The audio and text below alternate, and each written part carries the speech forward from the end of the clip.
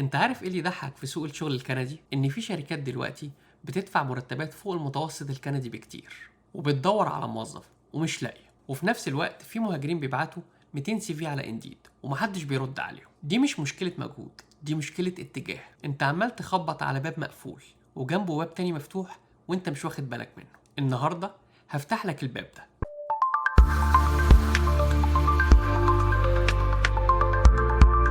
خليني اقول لك حاجه بتضحك وبتوجع في نفس الوقت. في دراسه كنديه سالوا فيها اصحاب الشركات ايه اكبر مشكله في 2026. توقعت ان هم يقولوا الاقتصاد او التضخم لكن هم قالوا لا، مش لاقيين ناس تشتغل. يعني السوق الكندي بيدور عليك وانت لسه مش عارف. هتقول لي ازاي واحنا بنشوف الناس واقفين طوابير ومش لاقيين شغل؟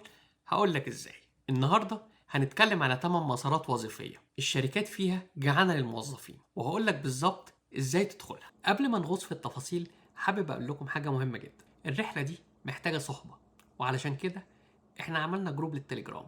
الجروب ده مش بس للاخبار، ده بقى زي العيله، بنتكلم فيه وبنشارك فيه كل حاجه مع بعض. لو عاوز مكان تتكلم فيه براحتك وتلاقي حد يسندك بمعلومه، الرابط هتلاقيه في الوصف. وبرضه ممكن تعمل سكان للكيو ار. اول وظيفه احنا كعرب بنعملها من زمان ومن غير ما ناخد عليها فلوس، وهي البروجكت كوردينيتور.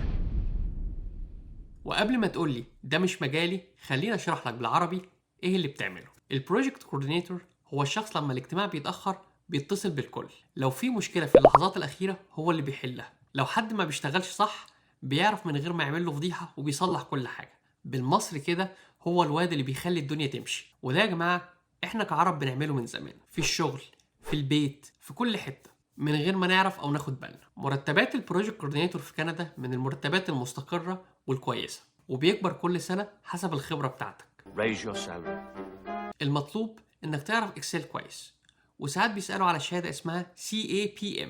دي تتاخد في 3 شهور اونلاين. الكلمه السحريه اللي في الريزومي هتكون الكروس فانكشنال كوردينيشن. حطها في الريزومي وشوف الدنيا هتبقى عامله معاك ايه. تاني وظيفه سايبر سيكيورتي اناليست. المهنه دي اللي كندا محتاجه فيها عشرات الالاف فعلا من الموظفين ومش لاقيه فيهم حد كويس. خليني اقولها لك في جمله واحده بس. كندا محتاجه تقريبا 10000 وظيفه في الامن السيبراني. انت عارف ده معناه ايه؟ معناه انك لو اتعلمت المجال ده السوق هو اللي هيدور عليك. We need you! والجزء الاجمل ان الشغله دي مش محتاجه كمبيوتر ساينس من جامعه. كل اللي انت محتاجه ان يكون معاك CompTIA Security، ودي شهاده بتاخدها في خلال 4 شهور. وممكن تدور في عمنا جوجل على Cyber Security Certificate. المرتب هنا فعلا من اعلى المرتبات في السوق الكندي، وبيكبر بسرعه خرافيه مع الخبره. ابدا النهارده، ما تستناش. ثالث وظيفه السكيل تريدز. المهنه دي المجتمع بيبص عليها بعين، والمحفظه بتقول لك كلام تاني خالص. انا عارف لما ناس كتير بتيجي هنا في كندا تقول لك انا سبت بلدي ومعايا شهاده عليا، مش هاجي اشتغل كهربائي، مش هاجي اشتغل الحاجات دي كلها. الاهل بيبصوا عليها بعين معينه، بس انا هقول لك حاجه وعاوزك تفهمها كويس. المهن اليدويه في كندا زي الكهربائي، السباك، فني الاتش فاك، اعلى المهن المكتبيه. وده مش كلام، ده واقع السوق الكندي فعلا. ليه؟ لأن في فعلا عجز حقيقي في المجالات دي. كل سنة آلاف الكنديين بيتقاعدوا من المهن دي، والجيل الجديد مش عاوز يشتغل فيها. ودي فرصة كويسة جدا للي عاوز يشتغل في مجال أبوابه كلها مفتوحة. إزاي تبدأ؟ في حاجة اسمها Apprenticeship Program، بتشتغل وبتتعلم وبتاخد مرتب في نفس الوقت. It's a win-win. مميزة إضافية، المهن دي بتديك نقاط إضافية في PNP للإقامة الدائمة، فدي حاجة تسهل لك موضوع الإقامة. رابع شغل الهيلث كير ادمنستريتور. الوظيفة دي ما بتتأثرش بأي حاجة في كندا حتى لو الدنيا بتتقلب. هسألك سؤال بسيط، هل عمرك سمعت إن في مستشفى فلست هنا في كندا؟ عمرك ما سمعت الموضوع ده. قطاع الصحة في كندا مش بس مستقر، هو بيكبر كل سنة لأن السكان بيكبروا في السن والطلب على الخدمات الصحية بيزيد. الميديكال اوفيس ادمنستريتور مش محتاج إنك تكون دكتور أو ممرض. أنت بتنظم المواعيد وبتتعامل مع التأمين وبتظبط الملفات. المرتب دخل محترم ومستقر في قطاع ما بيتأثرش بأي أزمة اقتصادية. تتأهل إزاي؟ إنك تاخد دبلومة من أي كوليدج كندي، سنة واحدة بس. خامس وظيفة الهيلث كير بروفيشنالز. لو أنت دكتور أو ممرض أو صيدلاني، كندا بتناديك بالاسم. العجز في الكوادر الطبية وصل لمستويات خطيرة، وفي 2026 وانت طالع المقاطعات بدأت تسهل إجراءات المعادلة بشكل غير مسبوق. المرتبات فئة الصفوة في السوق الكندي من أعلى الدخول على الإطلاق. التحدي اللي بيواجهك هنا هو إن الموضوع بياخد وقت ومصاريف، بس بمجرد ما تخلص انت بتدخل في مستوى تاني خالص. نصيحة مهمة: ابدأ في إجراءات التقييم قبل ما توصل كندا، الوقت بيفرق. الوظيفة الثابتة Financial Service.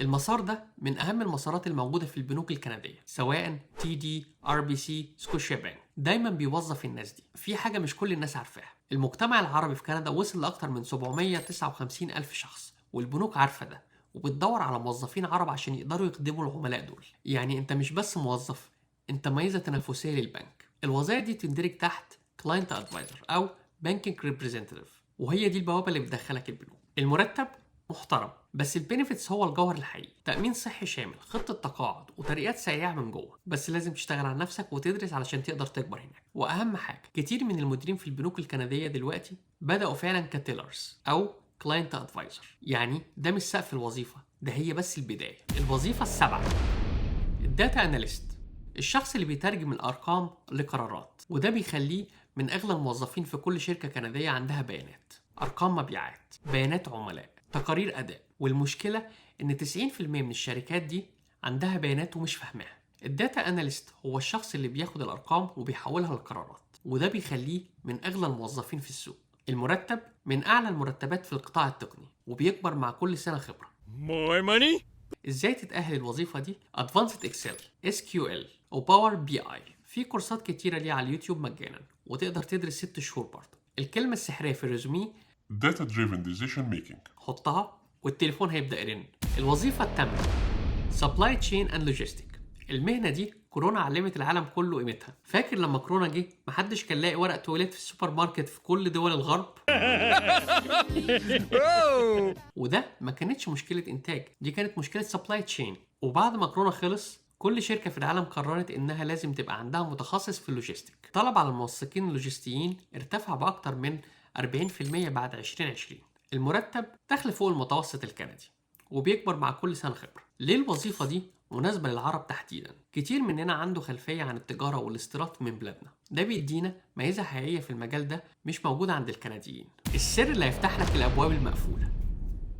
خليني أقول لك حاجة هتعصبك الأول وبعد كده هتشكرني عليها. 70% من وظائف كندا بتتملي من غير ما تتعلن على الإنترنت. يعني أنت بتنافس على 30% دول مع مليون واحد تاني. في ناس تانية شايلة 70% لنفسها من غير ما تتعب. إزاي؟ بيعملوا الموضوع ده في 3 خطوات. أول خطوة هو اللينكد إن. اللينكد إن لازم يكون بشكل صحيح، مش بس البروفايل، لا، كل أسبوع ابعت كونكشن ريكويست ل10 أشخاص في مجالك. اكتب رسالة شخصية ليهم مش كوبي بيست. تاني حاجة الانفورميشن انترفيو. ابعت رسالة لحد شغال في المجال اللي انت عاوزه وقول له انك انت مش طالب وظيفة بس عاوز اتعلم من خبرتك 15 دقيقة. 80% هيردوا عليك بإيجاب، وكتير بتتحول لفرصة حقيقية بعد كده. تالت حاجة هي الفولنتير. اشتغل متطوع في مجالك شهرين، ده بيديك كنديان اكسبيرينس اللي كل الشركات بتطلبها. خليني اقول لك جملة واحدة وانا متأكد منها 100%: كندا ما بتدورش على شهادتك، كندا بتدور على حل لمشاكلها. لو انت قادر تقول لأي شركة انا عندي الحل اللي انت محتاجه،